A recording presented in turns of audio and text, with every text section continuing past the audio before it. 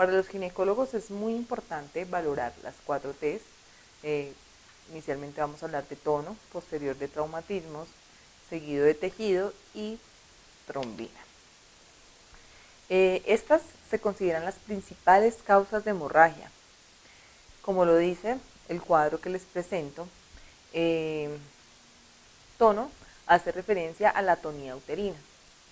Para la gente que no sabe qué es la atonía uterina o que no ha tenido la oportunidad de rotar por servicios de ginecobstetricia, es cuando la mamá ha tenido su recién nacido, hizo su alumbramiento de placenta y ese útero, no se torna rígido, ¿sí? El útero tiene que empezar a comportarse como un balón, ¿sí? Empezar a colocarse duro y empezar a volver a su tamaño normal. Es bien sabido que normalmente durante la primera semana del puerperio la mamá va a estar con su abdomen globoso, ¿sí? Pero ellas siempre se sienten el fondo del útero, que es como ese balón, ¿sí? Normalmente cuando el paciente tiene atonía uterina no sentimos el balón, sentimos ese como si fuera una bolsa desinflada, ¿sí? ¿Cuáles son los factores de riesgo que hacen que mi paciente pueda presentar atonía uterina? Una gestación múltiple, que venga un feto macrosómico, que haya una atonía uterina previa o haya algo conocido como una leiomiomatosis. Entonces, lo importante de esto o a lo que nosotros debemos apuntarle como personal de la salud es hacer citas preparto, donde identifiquemos esos posibles factores de riesgos que me puedan complicar el momento del parto de mi paciente, bien sea parto o bien sea cesárea, ¿sí? Entonces para eso está el grupo de ginecólogos en su consulta preparto o el grupo de enfermeras cuando hace su consulta también preparto, empieza a identificar y empieza a decir, venga, esta mamá tiene un factor importante que puede sufrir o puede llegar a presentar una atonía uterina. También dentro de las 4 T podemos ver el tejido, entonces que esta paciente, posterior al nacimiento del recién nacido, esa placenta no se desprenda, ¿sí? Entonces, este es un factor de riesgo que me implica que se pueda presentar un código rojo. También que esta paciente presente placenta previa, que tenga placenta acreta o percreta, ¿sí? Entonces es importantísimo aprender a identificar, hacer énfasis en la educación, en la prevención a las mujeres, ¿sí? Que nosotros estemos en continuo comunicación con las madres y que sepamos que puede implicar que estas madres puedan sufrir de un código rojo o que nos puedan presentar una hemorragia posparto. En el tejido, los principales factores de riesgo es que tenga una gestación pretérmino o que haya una cicatriz uterina previa, maternas que han sido cesareadas y que tengan varias cesáreas iterativas. En los traumas encontramos también las laceraciones en el tracto genital inferior, la ruptura uterina, que el parto hubiera sido difícil y hubiera tenido que utilizar forceps o que haya una cicatriz uterina previa. Entonces ahí, si ustedes se dan cuenta, en ambos también tenemos en cuenta el manejo o la atención de las cesáreas. En la trombina, que esta paciente presente coagulopatías, ¿sí? Entonces, algunos médicos, sobre todo los ginecólogos que le apuntan mucho a la prevención, tienden a, en el momento del ingreso al servicio de urgencias, a ordenar un cuadro hemático. Es importante que nosotros sepamos cómo está esa mamá, si está con un recuento de plaquetas adecuado, si tiene hematocrito hemoglobina en buenos niveles para darle una atención oportuna o que nos muestre ciertos signos de alarma que nosotros digamos, venga, tenemos que estar pendiente con esta mamá porque esta mamá nos puede presentar ciertas cosas que nos van a implicar un riesgo o una emergencia durante esa atención. Entre las coagulopatías, lo más importante y lo que ustedes deben saber y aprender a reconocer son los GEL. Si son diagnosticados a tiempo, se puede dar un manejo adecuado, ¿sí? También recordemos que esta también es una de las principales causas de muerte materna, sobre todo cuando las madres no presentan o no acuden a sus servicios médicos a llevar los controles adecuados para el nacimiento de su bebé. ¿Listo? Entonces, pues, esto es un recorderis básico de lo que es el parto. El parto es el proceso por el cual la mujer expulsa el feto y la placenta al final de la gestación. Se define como el punto final del embarazo en el ser humano, cuando el recién nacido sale del útero materno hacia el exterior. Entonces, los códigos rojos o las hemorragias postparto se nos pueden presentar en el parto y también en la cesárea. ¿Qué es la cesárea? La cesárea se define como el nacimiento del feto a través de una incisión en la pared abdominal y en la pared uterina ante la imposibilidad de que se produzca el parto vía vaginal. ¿Quiénes definen las cesáreas? Los ginecólogos.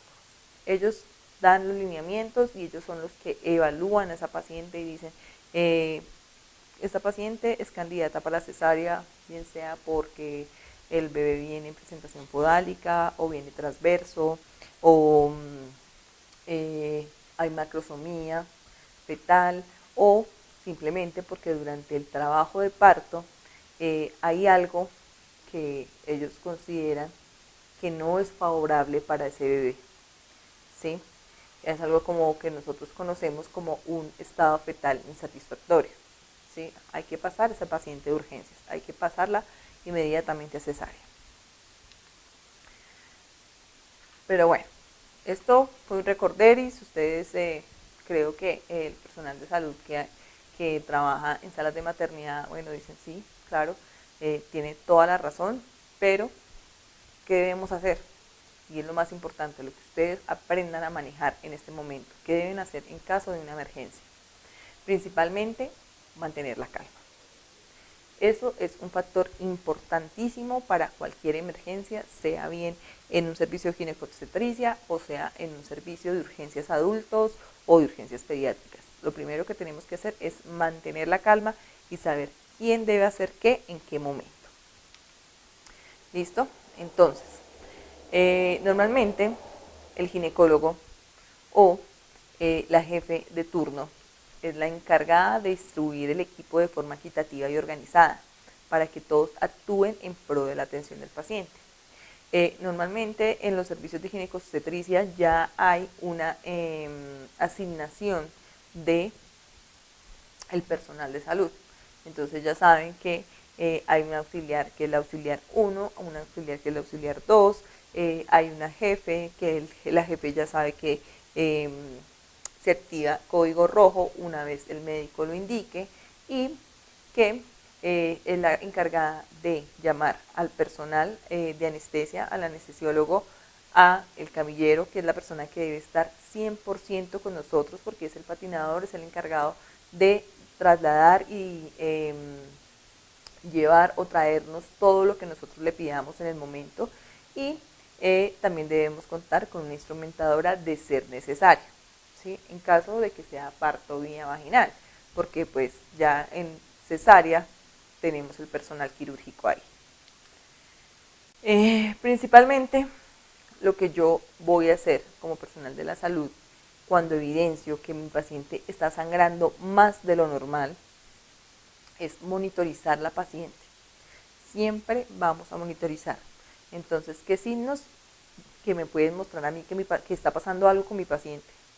Inicialmente la frecuencia cardíaca normalmente se eleva, ¿sí? Empiezan a presentar signos de taticardia y la tensión arterial empieza a disminuir, ¿sí? Otra cosa es la frecuencia respiratoria y la saturación. La Secretaría de Salud ha creado un cuadro súper bueno donde nos muestra qué parámetros debemos tener nosotros en cuenta. ¿sí? De qué tensión a qué tensión debemos saber si este paciente está en código moderado, leve o severo. Entonces, normalmente cuando nosotros vemos que esta paciente está sangrando más de lo indicado, ¿sí? Que nosotros hacemos masaje y que esa paciente sigue y sigue saliendo coágulos rojos, inicialmente, si ya ha nacido el bebé, si ya hubo alimbramiento de placenta, si ya el médico se dispuso a hacer sus anotaciones, lo que vamos a hacer es activar el código rojo y llamar inmediatamente al ginecólogo que atendió el parto. Eso es primordial. Empezamos a monitorizar el paciente y seguimos las instrucciones del médico que esté a cargo del código rojo mientras que se le da el manejo adecuado. Principalmente lo que yo debo hacer es clasificar el choque, ¿sí? Normalmente esto lo realiza el ginecólogo, él nos dice, jefe, vamos en tanto, o jefe, estamos en cierto nivel del choque hipovolémico. Entonces, lo que principalmente nosotros debemos saber es si estamos en un choque leve, moderado o severo. ¿Qué nos lo indica? Que esa frecuencia, digamos, en el choque severo, que esa frecuencia esté mayor de 120 latidos, ¿sí? Que tenga una tensión inferior a 70 y que esa paciente no me responda. Que yo la llame, que le diga, señora, por favor, recuerde dónde está, por favor, mire, y no me responda, yo ya considero que ese es un choque hipovolémico severo. ¿Qué debo hacer? ¿Y qué es lo que principalmente ustedes deben identificar? Bueno, monitorizamos paciente, listo, ya jefe, ya monitorizamos paciente. Posterior a eso, lo que vamos a hacer es canalizar 2 accesos venosos de buen calibre. ¿Sí? Estamos hablando de catéteres número 14, 16, 18, ¿sí? Y vamos a estar con el médico a la cabeza. Vamos a estar con el médico a la cabeza. Se supone que para eso va a tener un auxiliar 1 y un auxiliar 2, ¿sí? La jefe será la encargada de canalizar esas venas y empezar a administrar los medicamentos que está solicitando en ese momento el ginecólogo. ¿Qué medicamentos? Inicialmente vamos a darle un manejo con oxitocina, ¿sí? Oxitocina, recuerden que viene por 10 unidades y la vamos a administrar según indicación del médico. Según la norma 3280 dice que nosotros podemos administrar hasta 50 unidades de oxitocina directa y podemos colocar una infusión, bien sea de 10 unidades en una bolsa de 1000 si es un parto, o podemos colocar una mezcla, si es cesárea, de 30 unidades en una bolsa de lactato de Ringer de 500 a 125. ¿Sí? Eso lo define el ginecólogo. También vamos a manejar medicamentos como el ácido tranexámico. Se le va a administrar un bolo inicial de 1 gramo de ácido tranexámico según la indicación del médico, y en algunos casos se va a utilizar la metilorgometrina, o más conocido como el Metergil, 0.2 miligramos vía intramuscular, y el misoprostol según indicación del médico. Habitualmente se pueden utilizar 8 tabletas, bien sea vía intrarrectal o vía sublingual. Ustedes dirán, pero la norma ha cambiado. Sí, la norma ha cambiado y eso lo define, es a libre criterio del ginecólogo. Él decide si le vamos a administrar misoprostol o no le vamos a administrar misoprostol, si le vamos a administrar Metergil o no Metergil. Recordemos también que hay otro uterotónico que es la carbetocina. La carbetocina viene por 100 microgramos, se administra una ampolla en una jeringa de 20 aproximadamente en un tiempo de 1 a 2 minutos. Si no hay un buen manejo de la carbetocina, bueno, y la carbetocina la administramos en casos de preeclampsia, ¿no? ¿Sí? Empiezan ellos a darle otro manejo. Nosotros básicamente lo que necesitamos es saber seguir indicaciones, saber dónde están los medicamentos y saber en qué momento administrarlos. Una de las principales causas donde no se evidencia mejoría de los síntomas luego de la administración de medicamentos es que vamos a tomar otras medidas como cuáles. Podemos hablar de el balón de condón vía intrauterina, ¿sí? En algunas instituciones todavía lo utilizan cuando no tenemos la disponibilidad del balón de Bacri. ¿Cómo lo utilizan o cómo lo realizan? Inicialmente vamos a solicitar al personal de enfermería en la caja de kit de código rojo, deben contar con sonda Foley, con una seda, con un condón y un equipo de macrogoteo. La idea de esto es insuflarlo hasta que el ginecólogo dé la indicación, dependiendo pues del nivel de la atonía uterina. Hay algunos médicos que solicitan 250 cc, otros que solicitan 300, otros que solicitan hasta 500 centímetros cúbicos bien, de solución salina. La idea de esto es hacer que el útero me haga atonía, me dé tono, ¿sí? Y se torne rígido como lo que necesitamos para poderle dar un buen manejo. En otras instituciones también van a encontrar algo que se llama el balón de Bacri. Es un balón muy chévere de manejar. Incluso nosotros como personal de la salud nos ha cambiado muchísimo, digamos, la atención porque tenemos toda la mano, es de fácil manejo, es de fácil acceso, simplemente llenar el balón es muy fácil, ¿sí? Y es mucho más resistente que el condón, ¿sí? Recordemos que el condón es de un material mucho más delgadito, este es de un material mucho más resistente, es como un silicón, ¿sí?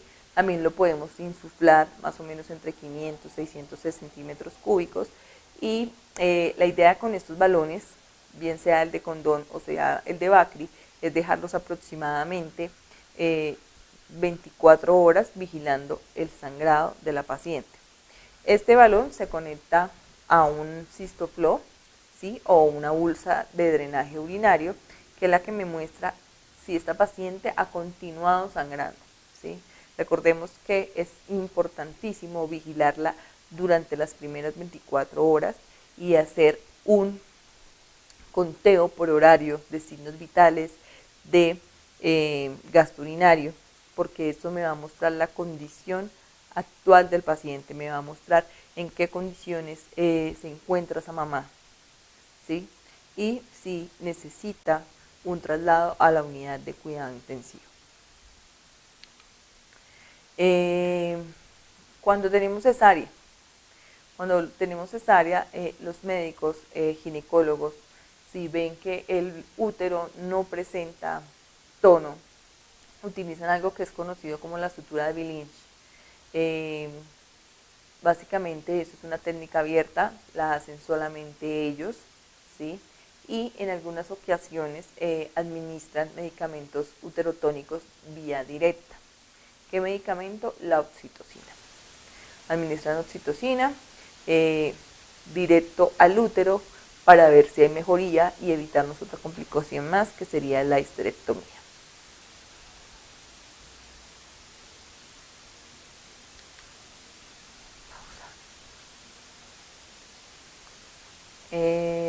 Bueno, también otra cosa que tenemos que tener en cuenta es que durante la activación del código rojo se deben administrar glóbulos rojos pobres en leucocitos. ¿De qué factor RH o negativo?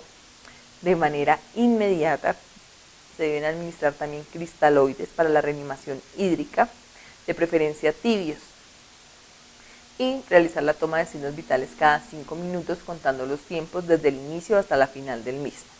Entonces la idea es que cuando la jefe o la auxiliar 1 tome las muestras, se lleven lo más rápido al banco de sangre y el banco de sangre nos haga entrega de 2 o 3 unidades de glóbulos rojos.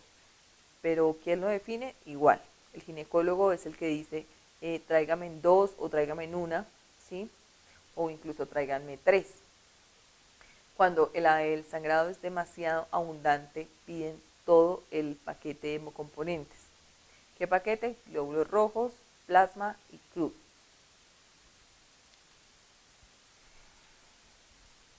Bueno, posterior a esto, cuando la atención de este código rojo ha sido de manera favorable, lo mejor que nosotros podemos hacer como personal de la salud, y si contamos con la disposición de los equipos, es colocar una manta caliente, ¿sí? Ahorita la norma dice que nosotros debemos utilizar un equipo que primero hace presión sobre el útero, ¿sí?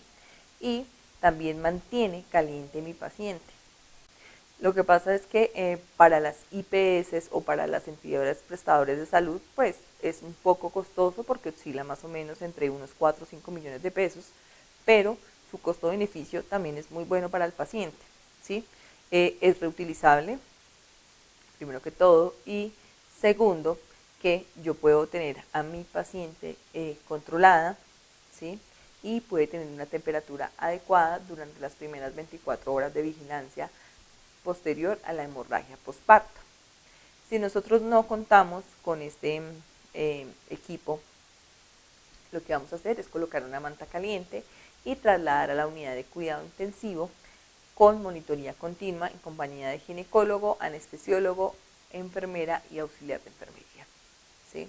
Es importante que todos estén presentes, que todos anoten los tiempos, sobre todo la auxiliar de enfermería viene siendo la mano derecha, ella es la que anota los tiempos, ella es la que dice se le administró, se le administró, se le administró, y que sobre todo todas las notas concuerden con los mismos tiempos.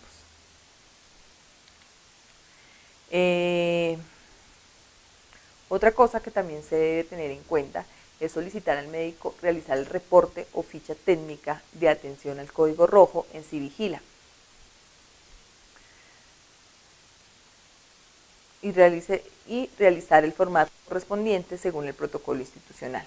Recuerde, todos los datos deben coincidir. Es como les decía, es importante eso, ¿sí? Que tanto auxiliares como enfermeras, anestesiólogos y ginecólogos coincidan con los tiempos. De allí parte la importancia de tener un auxiliar 1. Esa persona será la encargada de decir, mire, se inició el código rojo en tal tiempo. Se inició el código rojo en tal tiempo, se administró este medicamento, llevamos 20 unidades de oxitocina, llevamos 30 unidades de oxitocina, administramos Metergil a 2 minutos de la oxitocina, administramos 2 o 3 dosis más de ácido tranexámico. Entonces, de ahí parte la importancia de que todo coincida, ¿sí? Recuerden que las notas tanto médicas como de enfermería son nuestra mano derecha y son, como se pueda decir, como nuestra oportunidad de tener un formato que diga, sí, se le dio la atención oportuna a esa materna, ¿sí? Se siguió los lineamientos, se siguieron las resoluciones, se siguieron las leyes. Entonces, es muy importante que ustedes tengan en cuenta eso, por favor. ¿Listo? Entonces, espero que esta pequeña intervención sobre el manejo de hemorragias posparto les hubiera servido, que les pueda aplicar para su vida laboral como académica, y posterior a esto vamos a seguir reforzando los conocimientos, vamos a seguir generando más contenido académico para que ustedes, seguidores de nuestra página, nos hagan saber qué necesitan más, qué necesitan aprender, qué necesitan que nosotros les actualicemos para nosotros poder brindarles la atención y sobre todo que sea una sesión académica muy productiva donde ustedes participen y pues nosotros en la medida que podamos resolver todas las dudas y todas las inquietudes que ustedes tengan. Muchas gracias y hasta la próxima.